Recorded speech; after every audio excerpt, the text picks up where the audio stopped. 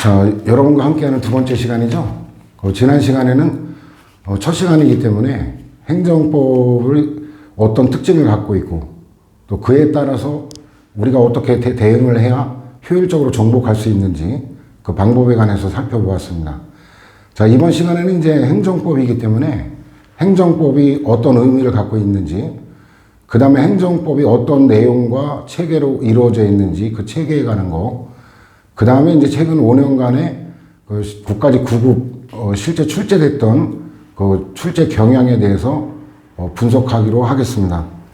자, 일단 보충 자료를 보시면 행정법의 의의에 관한 게 먼저 나오는데, 이 행정법은 단어가 암시하고 있죠. 행정에 관한 법. 이제 좀 살을 붙여나가면 행정에 대해 규율하는 국내 공법이다.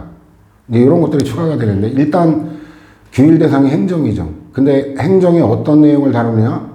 행정의 조직, 그 다음에 행정 작용, 그 다음에 행정에 대한 구제, 이 세 가지 내용으로 되어 있는데, 이 행정의 조직 자체는 행정 자체에 대한 연구는 행정법에서는 거의 하지를 않고 있습니다. 왜냐하면 이 행정이 어떤 조직으로 되어 있고 또 어떤 조직으로 운영되어야만 능률적이고 민주적인 것인가, 이런 걸 주로 연구하는 학문은 행정학과 경영학이거든요.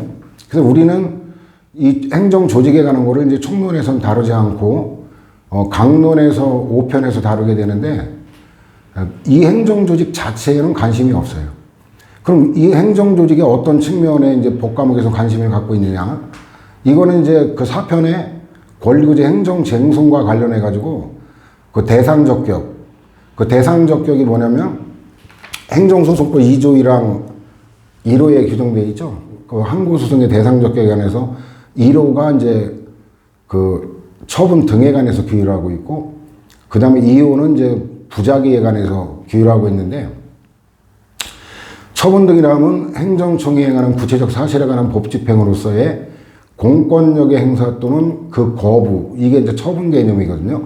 및 행정심판의 재결을 말한다. 그래서 이 처분 등이라고 하는 거는 처분에다가 행정심판의 재결을 합한 개념이죠. 그래서 그게 이제 대상적격인데, 이 대상적격인 처분을 발할 수 있는 권한을 가진 행정기관은 오직 행정청뿐입니다. 그래서 그 행정청이 못 되는 의결기관이랄까, 심의기관, 자문기관, 그 다음에 보조기관, 이런 기관들은 항고소송의 대상인 처분을 발할 수가 없습니다. 그 다음에 이제 그 피고적격과 관련해서도 행정청을 피고로 한다. 이게 이제 행정소송법 13조에 되어 있는데, 그 행정청과 피고가 원칙적으로 될 수 없는 기타 행정기관을 구별하기 위한 필요해서 우리가 행정조직을 다루는 것이지, 어떤 행정조직이 어떻게 현실적으로 구성되어 있고 운영되고 있고 이런 현실적 문제나 아니면 능률성의 관점에서 다루는 거는 이거는 행정법의 영역이 아니죠. 결국은 행정의 조직을 다룬다고 하지만 결국 실질은 뭐다? 권리구제에 관한 쟁점 때문에 필요한 한도에서만 다룬다라는 거예요. 자, 그 다음에 이제 2편의 일반행정작용이라고 그러고, 이제 6편의 강론에 가면은 그 특별행정작용이라고 해가지고 이제 경찰행정, 그 다음에 이제 그 토지행정, 그 다음에 사회행정, 그 다음에 공용부담, 수용, 사용 제한 뭐 이런 거, 그 다음에 이제 조세 및 세무에 관한 이 재무행정, 이런 것들은 이제 특별행정작용이라고 하는데, 이 행정작용도 현실적으로 어떻게 이루어지고 있는가는 이거는 이제 행정학에서 다루게 되는 것이고, 우리는 행정작용이 이 다양한 거를 갖다가 분류를 함으로써 그 성질을 규명하기 위한 거거든요. 그 성질을 규명해서 어떻게 하자는 것이냐. 이 성질에 따라 그에 적합한 권리구제 수단을 찾아내기 위한 목적에서 작용을 연구하는 거지, 이것도 행정작용, 뭐 2편 행정작용하면 행정입법을 필두로 행정행위, 그 다음에 행정확약, 그 다음에 행정계획, 공법상의 계약, 그 다음에 사실행위, 뭐 거기 행정지도도 포함되는데, 이런 것들을 2편에서 다루는 것도 그 작용 자체에 관심 있는 게 아니라 그 작용들의 법적 성질을 규명하고 그에 그 적합한 권리구제 수단이 뭐냐를 연구하기 위한 필요해서 행정작용도 다뤄지는 거예요. 그럼 결국은 조직과 작용이라고 하지만 조직과 작용 그 자체가 아니라 결국 권리구제의 필요성 때문에 그에 관련된 한에서만 우리가 다룬다라는 걸 알 수 있죠. 자, 그러면 뭐 일단 형식적으로는 행정의 작용, 조직, 작용, 구제에 관한 국내 공법이 행정법의 정의인데 결국은 뭐예요? 권리구제, 이게 행정법의 처음이자 마지막, 즉 목적이다라고 생각하시면 될 거예요. 그래서 일단은 이 개념에서도 결국 제목에 보면 어때요? 행정법의 의의는 한마디로 뭐다? 권리구제에 관한 그 법이다라는 거죠. 그래서 이제 국내법과 국제법, 그 다음에 공법과 사법, 이거는 이제 1편에서 나중에 본문에 다룰 거고, 일단은 뭐 우리나라 국내 행정에 관한 거지 국제 행정에 관한 걸 다루는 게 아니다. 국내법이다라는 거. 그 다음에 이제 공적인 목적을 갖고 다루는 거지 사익을 추구하기 위한 게 아니다. 그래서 공법이고 사법이 아니다. 이것도 이제 1편에서 다루게 됩니다. 자, 그러면 이제 행정법을 한마디로 말하면 권리구제에 관한 학문이다라는 거, 그죠? 그럼 권리구제가 크게 어떻게 나눠지는가? 예를 들어 내가 어떤 아무 잘못도 없는데 억울하게 영업정지 2달 이걸 영업정지 처분을 받았다라고 한번 생각해 볼까요? 그럼 일단 손해가 어떤 게 있어요? 손해가 2달간 장사를 못하면 벌 수 있는 그 수익을 갖다가 못 벌게 되죠. 그죠? 이거를 이제 그 일실이익, 얻을 수 있는데 못 버는 거. 이걸 이제 일실이익, 잃어버린 이익이라고 해서 이 돈으로 일단은, 그죠? 돈으로 손해 입은 거를 갖다 물어내라 라는 게 이제 일단 권리구제 수단이 하나 있겠죠. 그래서 이미 장사를 못한 기간 동안에 손해가 현실화된 거는 뒤늦게라도 받아내면 되죠. 근데 이제 앞으로 내가 계속 장사를 하려면 어때요? 그 처분 자체의 효력을 다투지 않으면 안 되죠. 예를 들어 영업정지 2달 당했다 그러면 영업정지 처분을 이거 위법한 거니까 취소해달라라고 이제 취소소송을 제기하면서 효력정지를 시키는 거죠. 그러면 그 확정 판결이 날 때까지, 해당 신급에서 판결이 날 때까지 영업정지 처분이 임시적으로나마 효력이 정지돼서 없는 거로 다뤄지게 되죠. 그러면 계속적으로 장사를 내가 하면서 다툴 수가 있겠죠. 자, 그래서 이 두 가지 측면, 일단 금전적인 손해를 메워달라, 물어내라 라는 거를 점잖게 손해전보라고 표현하는 거예요. 금전적인 손해를 전보, 메울 전자죠. 메워달라, 이 돈, 쉽게 말하면 돈 토해내라 이거죠. 돈 토해내라. 내가 억울하게 장사 못해서 돈 못 벌었으니까 돈 토해내라.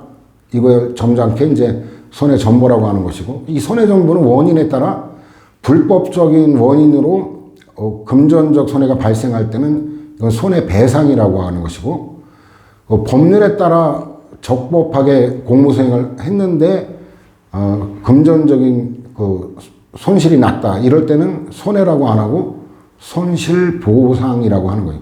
자, 그래서 어제도 우리가 행정법의 가장 주된 특징 중에 하나가 개념을 엄밀하게 쓴다 그랬죠. 자, 손해와 손실은 전혀 다른 개념입니다. 국어적으로는 뭐 손해나 손실이나 동의어로 쓰이죠. 근데 법률용어로는 전혀 동의어가 아닙니다. 불법에 관한 거는 이건 손해라고 하는 것이고, 적법한 침해로 인한 거는 손실이라고 하는 것이고, 그 다음에 그 메워주는 것도 손해보상이라는 말은 쓸 수가 없어요. 손해는 불법적 원인에 대한 거는 배상이라고 하는 것이고, 물어내라, 배상. 근데 이제 적법한 침해로 인한 거는 보상이라고 하는 거. 어감이 다르죠. 배상하면은 네 잘못을 추궁하는 듯한 그런 어감이죠. 그런 어감인데, 이 보상은 뭐예요? 그냥 중립적으로 뭔가 그냥 물어주는 것 같은 그런 느낌이죠. 그래서 여러분들은 이제 처음에 공부할 때부터 손해배상이고 손실보상이라고 이렇게 외워둬야지, 손해보상, 손실배상 이런 말은 전혀 이건 어울려서 쓸 수가 없다라는 거를 일단 알아야 됩니다. 자, 그 다음에 이제 이 처분 자체의 효력을 갖다가 부인하는 이런 걸 뭐라고 그랬냐면, 이런 걸 이제 행정쟁송이라고 그래요. 행정쟁송. 근데 이 행정쟁송은 그 심판기관이 누구냐에 따라 행정기관인 행정심판위원회에서 이 처분의 위법적법을 따지면 이거는 행정심판이라고 하는 것이고, 행정기관이 심판한다. 행정심판이라고 하는 것이고, 그 심판 주체가 행정기관이 아니라 법원일 경우에는 이제 행정소송이라고 이렇게 부르게 됩니다. 근데 이 손해정보는 그 사편의 권리구제에서 손해배상, 손실보상 거기서 집중적으로 다루지 행정의 전편에 걸쳐서는 뭐 그렇게 크게 다뤄지질 않고 있어요. 그 다음에 이제 행정쟁송 중에서도 자, 여러분들 그 행정기관이 내린 처분의 그 잘잘못을 같은 행정부 소속인 행정기관이 심판한다는 건 아무래도 같은 행정부이기 때문에 중립성이나 공정성 면에서 조금 의심이 들 수가 있겠죠. 그래서 제3자, 제3의 기관인 법원이 하는 이 소송의 권리구제 핵심이고, 이 행정소송 중심으로 1편부터 2편, 3편 모두가 행정소송 중심으로 그 관련되는 쟁점을 다루게 되는 거예요. 그래서 이제 자, 일단 행정법이 권리구제에 관한 학문이다라는 거. 근데 권리구제 수단은 크게 손해전보와 행정쟁송으로 나눠지는데 그 중에 가장 중심은 뭐다? 행정소송이다라는 거죠. 자, 그렇다면 이제 행정소송이 어떤 종류가 있는가? 이걸 다음 페이지에 보시게 되면은 행정소송은 크게 항고소송, 당사자소송, 그 다음에 민중소송, 기관소송 이렇게 네 가지로 나눠지는데, 여기 민중소송은 이제 그 민중이라는 말이 일반 국민을 뜻하는 법률 용어입니다. 그 사회과학 용어하고는 다르죠. 뭐 사회과학 용어로는 이제 민중하면은 그 민중혁명, 그죠? 기층 민중하면 노동자, 농민, 도시, 서민 뭐 이런 계급적 의미로 사용하는데 언제부터인지는 몰라도 이 법률 용어로서의 민중이라고 하는 거는 그런 어떤 계급적이고 혁명적인 이런 게 아니라 그냥 일반 국민을 지칭하는 거로 쓰여요. 그래서 일반 국민이 공익을 목적으로 제기하는 소송, 이게 민중소송이고, 그 다음에 어떤 관습법이 있는데 그 관습법이 일반 국민들 사이에서 오랫동안 되풀이돼서 관습법이 되면은 민중적 관습법 뭐 이런 용어를 쓰는 거예요. 그 이건 공익을 목적으로 하는 소송이죠. 그 다음에 이제 기관소송은 말 그대로 어때요? 행정기관끼리 서로 권한의 존부나 이런 걸 다투는 소송을 말하는데, 결국 우리 행정법이 국민의 권리구제를 목적으로 하는 이런 거로 볼 때 민중소송과 기관소송은 국민의 권리구제와 무관한 공익에 관한 소송이죠. 이걸 객관적 소송이라고 하는데, 따라서 이거는 해당될 때서 잠깐 다루는 거 외에는 이것도 별로 다뤄지지 않습니다. 그 다음에 이제 항고소송은 또 뭐 줄임말 같죠? 항고, 항의하여 고한다. 그죠? 뭔가 항의한다. 그 항의할 대상이 뭐냐? 좀 전에 설명했던 행정소송법 2조 1호에 있는 처분 등을 대상으로 다투는 소송이 바로 항고소송이고, 처분이 아닌 공법관계, 처분이 아닌 비권력적인 이런 것들을 다루는 거는 이건 당사자 소송이라고 하는데, 이 판례가 이제 최근에는 조금 당사자 소송을 많이 활용하는 경향이 있긴 하지만 아직도 판례는 어때요? 웬만한 거를 당사자 소송으로 다루지 않고 민사소송, 자기들한테 익숙한 민사소송으로 다루는 경향이 있습니다. 그래서 결국은 1편부터 6편까지 전편에 걸쳐서 다 관련돼서 집중적으로 다루는 거는 항고소송이 대표라고 할 수 있죠. 자, 근데 이 항고소송은 처분 등을 대상으로 하는 건 공통적인데, 처분 등의 효력을 부인하는, 즉 취소시키는 소송이 바로 취소소송이고, 그 다음에 이제 이게 무효, 유효, 그 다음에 존재, 부존재, 실효, 이 여부를 확인받는 소송이 무효 등 확인소송이고, 그 다음에 이제 그런데 이제 여기서 그 항고소송 중에서도 그 다음에 또 부작위법 확인소송 이 세 가지로 되어 있는데, 이 법률이나 판례의 95% 이상 정도가 취소소송 중심으로 되어 있어요. 그래서 이 항고소송 중에서도 결국 뭐냐, 항고소송 중에서도 취소소송이 중심이다. 그래서 그 제목 보면 뭐라고 되어 있어요? 행정소송의 종류 옆에 취소소송 중심주의다. 그래서 우리가 이제 권리구제, 행정법은 권리구제, 국민의 권리구제에 관한 학문이고, 권리구제하면 결국 뭐다? 취소소송을 중심으로 여러분들도 이제 사고를 해야 된다는 거죠. 이게 리걸 마인드라고 하는 거예요. 자, 그럼 취소소송의 체계는 또 어떻게 되어 있냐? 두 부분으로 나눠져 있어요. 소송 요건하고 본안 판단. 자, 본안도 뭐 줄임말인데 뭘 줄였을까요? 본안. 본안에 들어가기 앞서 뭐 이런 말 쓰죠. 본안. 본격적인 안건이죠. 그러니까 소송 요건은 말 그대로 소송을 제기하기 위해 갖춰야 될 요건. 이 요건, 소송 요건이 갖춰지지 않은 소송 제기에 대해서는 재판을 아예 거부하는 의사표시. 바로 이게 뭐냐면 각하 판결이라고 하죠. 그 다음에 이제 소송 요건이 갖추어졌을 때 그때 이제 그 본격적인 재판을 받아주게 되는데 그 본안에서 당해 처분이 위법이냐 적법이냐 무효사유냐 존재하냐 부존재하냐 이런 걸 따지는 거를 본안 판단이라고 하는데 이 실제 본안 판단은 법원의 권한이기 때문에 이거는 뭐 행정부의 권한이 아니죠. 그래서 여러분들이 주로 관심 갖고 다뤄야 될 부분은 소송 요건에 관한 부분이 가장 중요하다고 생각하면 됩니다. 소송 요건에 관해서 출제가 안 되는 애가 없을 정도로 그만큼 또 판례도 엄청나게 많이 뭐 수천 개 이상의 판례가 소송 요건에 관한 판례가 있죠. 그래서 본안 판단보다 더 중요한 거는 수험생의 입장에서나 아니면 이제 실무를 하는 입장에서도 소송 요건이 이제 중요하다라고 생각하면 되죠. 자, 그래서 소송 요건 중에 가장 방대한 게 뭐냐? 대상적격이죠. 대상적격.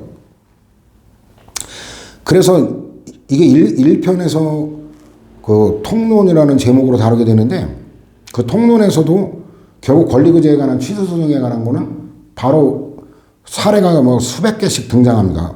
그 예를 들어보면 1편에 행정상 법률관계 이걸 왜 나누느냐? 공법관계와 사법관계에 따라 공법관계면 행정소송, 사법관계는 민사소송이죠. 그 다음에 이제 공법관계는 중에도 이제 권력적이고 구속적인 이런 거는 항고소송의 대상이 되는 것이고, 그 다음에 이제 비권력적이고 비구속적인 공법관계에 대한 거는 이제 당사자 소송을 구제수단으로 활용하는 것이죠. 그런 권리구제 수단을 논하기 위해서 법률관계, 공법관계냐 사법관계냐 이거에 관한 판례가 엄청나게 많고 출제가 또 많이 되고 있는 거죠. 자, 그 다음에 특별행정법관계는 이제 그 4편에 행정소송의 한계라는 제목으로 다뤄집니다. 이 통치행위에 해당하면은, 통치행위나 이 특별행정법관계에 해당하면은 옛날에는 바로 재판을 거부했어요. 근데 오늘날은 권리구제가 이제 확대되는 이런 추세에 따라서 그런 역사는 이제 다 끝났고, 특별행정법 관계도 라는 이유로 바로 재판을 거부하는 게 아니고 소송 요건을 갖췄냐 갖추지 못했냐에 따라 재판을 받아주고 있죠. 그래서 이거는 이제 역사적 의미밖에 없어졌고, 그 다음에 이제 1편의 마지막 그 쟁점이 이제 사인의 공법행위 신고와 신청인데, 이 신고도 두 가지 종류가 있어요. 자족적 또는 뭐 자기 완결적 고유한 본래 의미의 신고, 뭐 다양한 용어로 쓰이는데, 이거는 뭐냐면 그 국민이 행정청에 대해서 신고만 하면 법적 효과가 완성되는 신고를 말하고, 수리를 요하는 거는 이제 국민의 신고만으로는 법적 효과가 발생하지 않고 행정청이 이에 대한 심사를 거쳐서 수리를 해줘야만, 받아줘야만 그때 법적 효과가 완성되는 신고. 두 가지가 있는데 이것도 왜 나누냐? 자족적 신고의 수리나 수리 거부에 대해서는 대상적격이 인정되지 않기 때문에 바로 각하 판결을 받게 되고, 그 다음에 이제 수리를 요하는 신고의 수리나 수리 거부, 수리 취소에 대해서만 항고소송을 받아줍니다. 그래서 이것도 신고의 종류가 몇십 개씩, 자족적 신고도 몇십 개, 수리를 요하는 신고도 몇십 개, 이거를 여러분들이 정확하게 판별을 해야 되는데, 좁쌀스럽게 이런 것들은 뭐 몇십 개씩 왜 외우느냐? 그게 아니죠. 이걸 외우지 않으면 권리구제가 가능하냐 아니냐를 판별할 수가 없기 때문에 이거는 굉장히 중요한 논점이 되는 거죠. 그 다음에 이제 2편에 가면 이제 행정작용에 대해 다루게 되는데, 이 행정입법에는 이제 법규명령하고 행정규칙 이렇게 크게 두 가지로 나눠지는데, 이 둘 다 공통점이 뭐냐면 일반적 추상적이기 때문에 원칙적으로 이거는 구체적인 게 아닌 거로서 이거는 원래 항고소송의 대상이 못 되고 각하되는 거예요. 그런데 예외적으로 이제 두밀분 경기도 가평군에 있는 경기도 가평군 무슨 면이더라? 두밀면? 두밀면은 아니고 까먹었네. 경기도 가평군에 있는 이제 두밀분교 폐기조례, 이와 같이 이제 예외적으로 그 조례 자체가 구체적으로 특정한 개를 없애버리는 이런 구체적 성질일 것일 때 한해서만 예외적으로 처분성을 인정한다라는 거죠. 그 다음에 행정행위의 그 대부분이 항고소송 대상이 되죠. 이제 공증에 관한 것만 일부 이 논란이 있는데, 그 처분의 목록의 거의 대다수가 바로 행정행위다라는 거예요. 그래서 원래 행정행위는 행정법에서 가장 중요한 행정작용으로, 전에는 그 20문제 중에 행정행위에 관한 부분이 6문제 이상을 차지할 정도로 굉장히 중시됐는데, 좀 이따 보겠지만은 최근 5년간의 경향으로는 뭐 2문제밖에 안 나오는 경우도 있고, 많이 나와야 4문제밖에 안 나오는데, 이거는 이제 행정행위의 비중이 줄었다라고 오해하면 안 됩니다. 그 이유는 이제 뒤에 다시 설명할 거고. 그 다음에 확약은 학설 판례가 견해가 대립되죠. 학설은 뭐냐면 이제 교수들의 견해를 학설이라 하죠. 그 법 해석을 하는데 교수들이 하는 해석이 학리 해석, 그 결과를 학설이라고 하는데 공식적 권한은 없죠. 그냥 학문적인 의미가 있는 건데, 근데 법원이 내린 그 법 해석이 바로 판결인데, 특히 최종심인 대법원이 내린 판결, 이거는 공식적 권한을 갖기 때문에 현실적으로는 어때요? 여러분들 나중에 합격해서 실무할 때는 학설보다는 당연히 어때요? 실제 문제가 될 경우에 법원의 입장이 어떤가, 이 판례를 정확히 알아야만 여러분들이 실무를 해나갈 수 있어요. 그 다음 실제 출제도 보면은 학설에 관한 출제는 20문제 중에 한 문제 나올까 말까, 뭐 그 정도로 지금 비중이 떨어지고 있어요. 근데 이제 그럼에도 불구하고 이제 학설에 대한 이해는 필요한 것이 뭐냐면, 학문적으로 이게 정리된 결과가 판례에 반영되는 게 많고, 따라서 이 판례 독해를 위해서는 그 학설에서 논하고 있는 쟁점이 어떤 건가라는 것을 이해하고 판례를 볼 때 그 판례가 이해될 수 있는 것들이 상당히 많기 때문에 학설 자체를 뭐 다루지 않아도 된다라고 그렇게 생각하면 안 됩니다. 그 자체로도 출제 빈도는 떨어지긴 하지만 뭐 출제가 꾸준히 되고 있는 현실이고, 그 다음 판례를 이해하기 위해서도 필요하다라는 거죠. 그래서 어쨌든 확약에 관해서 학설은 처분성을 인정합니다. 근데 판례는 확약 자체에 대한 걸 인정하지 않습니다. 각하한다는 의미죠. 그 다음에 행정계획은 구속적 행정계획, 이거 인정하고 비구속적 행정계획은 부정하는데, 이건 사례도 많지는 않기 때문에 뭐 큰 부담 없이 접근할 수 있을 거고, 공법상 계약은 이 공법관계이긴 한데 비권력적이죠. 계약은 이제 대등한 당사자 간의 의사표시 합치로 이루어지는 거기 때문에 비권력적이죠. 그래서 이건 항고소송이 아니라 전형적인 당사자 소송의 대상이 되는 것이죠. 사실행위는 이제 권력적 사실행위하고 비권력적 사실행위로 나눠지는데, 권력적 사실행위에 대해서만 처분성이 인정됩니다. 비권력적 사실행위에 대해서는 원래는 논리적으로는 당사자 소송이 돼야 되는데, 판례는 웬만하면 민사소송으로 다루는 경향이 있습니다. 그 다음에 이제 원고적 격에 관한 거, 원고가 될 수 있는 적당한 자격, 원고적 격이죠.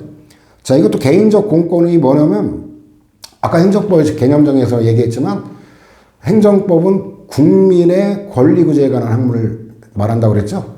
국민의 권리. 그러니까 이 권리, 법률 관계가 권리무 관계를 내용으로 하거든요. 그래서 이 1편의 이 법률 관계를 배우는 게 뭐냐면, 원고적 격에 관한 배경 지식으로 작용하는 거죠. 그래서 이 공권, 공법상의 권리에 대해서는 원고적 격을 인정하지만, 의미는 몰라도 되는데 반사적, 사실적 뭐 이런 이익 같은 경우는 원고적 격이 인정이 안 되고 각하 판결을 받게 되죠.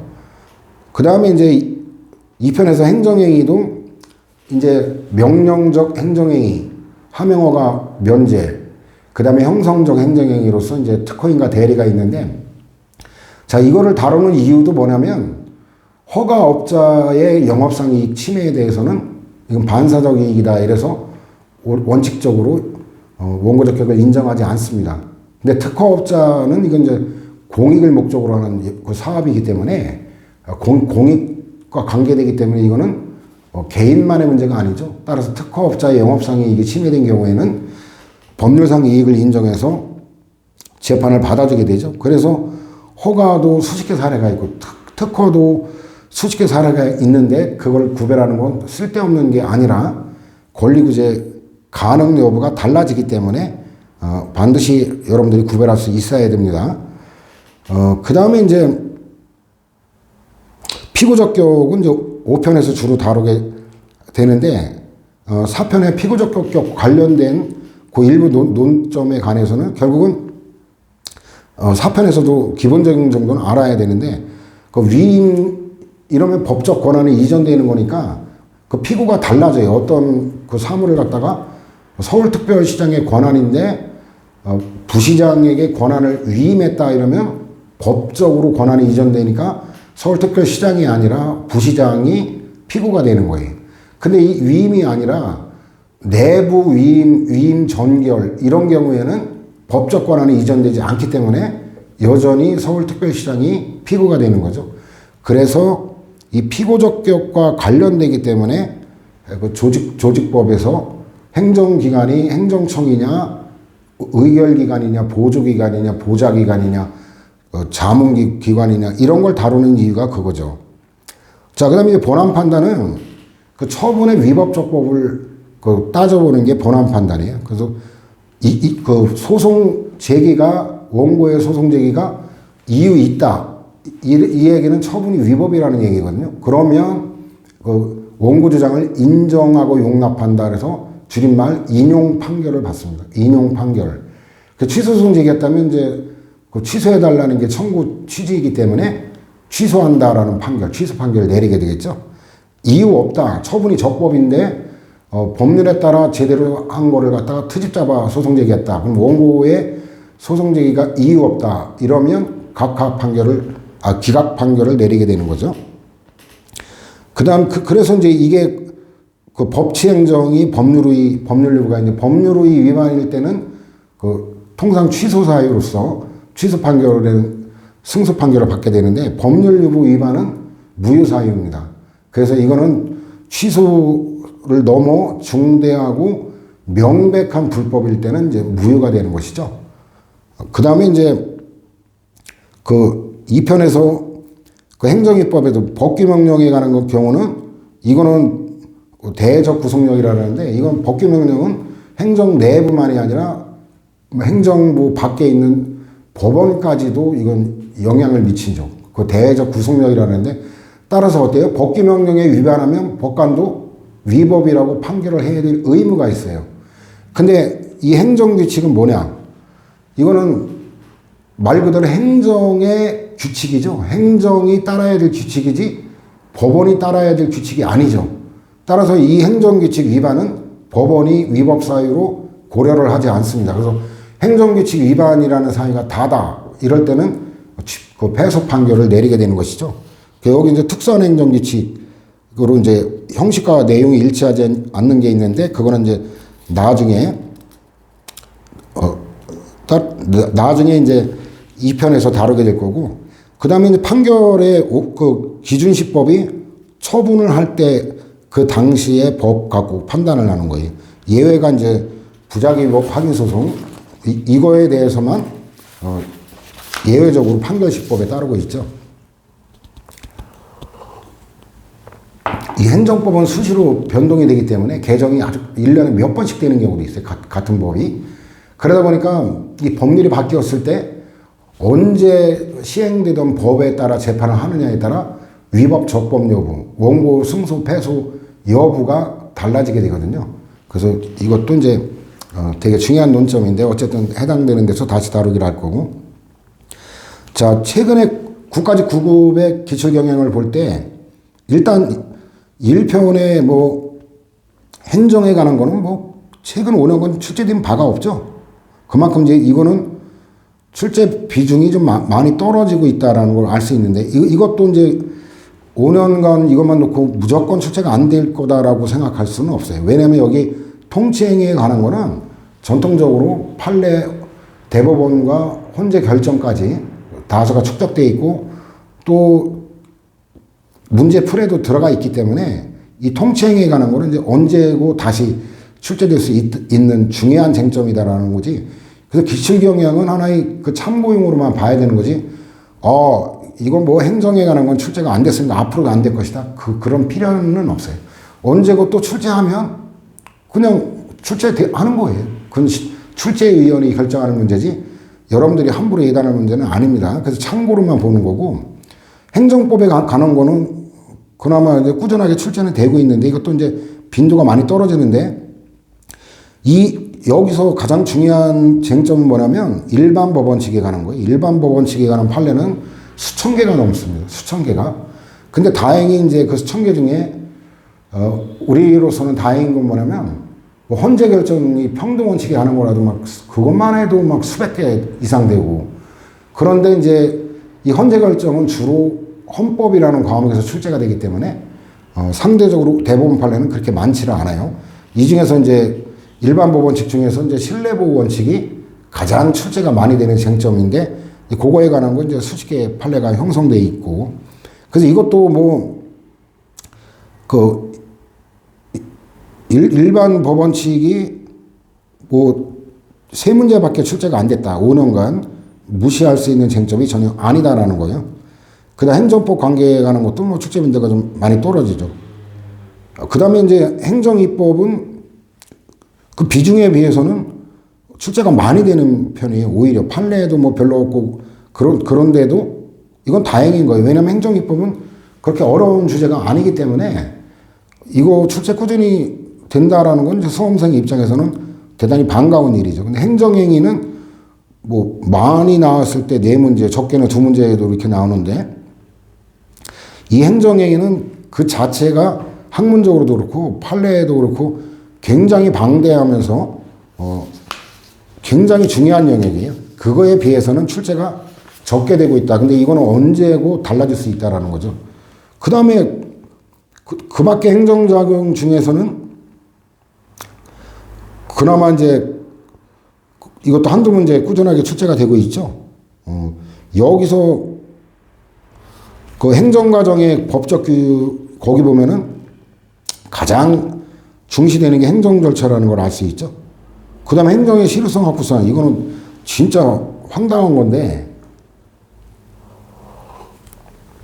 원래 이 강제 집행에 관한 거는 이거는 법과대학에서 배우는 그 과목이 아니거든요. 그 사법연수원에나 들어가서 그때 배우게 되는 거고 그래서 그 행정법 교수는 말할 것도 없고 실무 경험이 없는 사람들 같은 경우는 이 강제 파트를 별로 중시하지는 않아요. 근데 희한하게 그 비중에 비해서 세 문제는 이거는 엄청나게 많이 출제되는 건데 다행인 거는 여기서도 주로 쉬운 것들이 출제가 되기 때문에 이것도 여러분들 입장에서는 다행이다 생각하면 되죠. 그 다음에 이제 손해전부, 손해배상하고 손실보상인데 주로 손해배상에 관한 게 출제가 되고 있다라는 걸 알 수 있죠. 그 다음에 이제 가장 중요하면서 행정법에서 가장 어려운 부분이 바로 소송에 관한 거예요. 이거는 이제 법률 전문가인 판사, 그 다음 변호사들의 영역이지, 실무를 법원 실무를 해보지 않은 경우는 이거는 굉장히 난해할 수밖에 없죠. 그 다음에 이론 자체만으로도 굉장히 난해하고 소송 요건에 관한 판례도 엄청나게 많이 축적되어 있고, 그죠? 암기 부담도 있고, 그거에 비하면 출제가 적게 되고 있는 거예요. 이거는 뭐 사실 소송에 관한 건 아무리 적게 나도 6문제 이상 나와야 되는데, 뭐 적게는 2문제, 많이 나와야 5문제. 근데 이게 적게 나와주는 게 여러분에게는 다행일 수도 있습니다. 워낙 어려운 주제이기 때문에. 근데 결국 이제 이렇게 해서 출제 경향이 기존하고는 좀 최근 5년간의 이 경향하고는 많이 달라졌다라는 걸 일단 느낄 수 있는데, 자, 이 이유는 뭐냐? 판례가 지금 급격하게 많이 지금 판례가 나오고 있어요. 그렇기 때문에 그 중요하면서도 새로운 판례들이 계속 나오고 있기 때문에 그 기존에 출제된 그거에 따라서만 출제하기에는 판례가 너무 많다는 거죠. 그래가지고 결국 이게 출제 빈도가 이렇게 변했다는 거는 그 이유가 제가 볼 때는 판례 때문에 그래요. 판례가 계속 새로운 판례가 나와주기 때문에 그런 것들을 시험에 반영하기 위해서 종래 그 출제 비중 이거를 달리하지 않을 수가 없었다라고 뭐 그렇게 해석해야 되는 거. 실제로 그래서 출제되는 거 보면 학설에 관한 건 거의 출제가 안 되고 있고 대부분의 문제가 판례와 무관한 문제가 없습니다. 판례만으로 출제 4개 지문이 다 판례만으로 출제되는 경우도 상당히 많고 그렇지 않더라도 그 지문 중에 반드시 판례가 들어가는 이게 거의 그 20문제 가운데 19문제가 거의 판례 중심이다라고 생각하면 돼요. 그래서 제 강의도 학설에 관한 것도 기본적으로 논리를 설명하겠지만은 역시 여러분들은 무게중심은 판례를 중심으로 공부를 해야 되겠다. 판례만은 반드시 정복을 해야 되겠다라는 마음으로 이렇게 공부를 하면 될 거예요. 자, 잠깐 쉬었다가 3강으로 들어가겠습니다.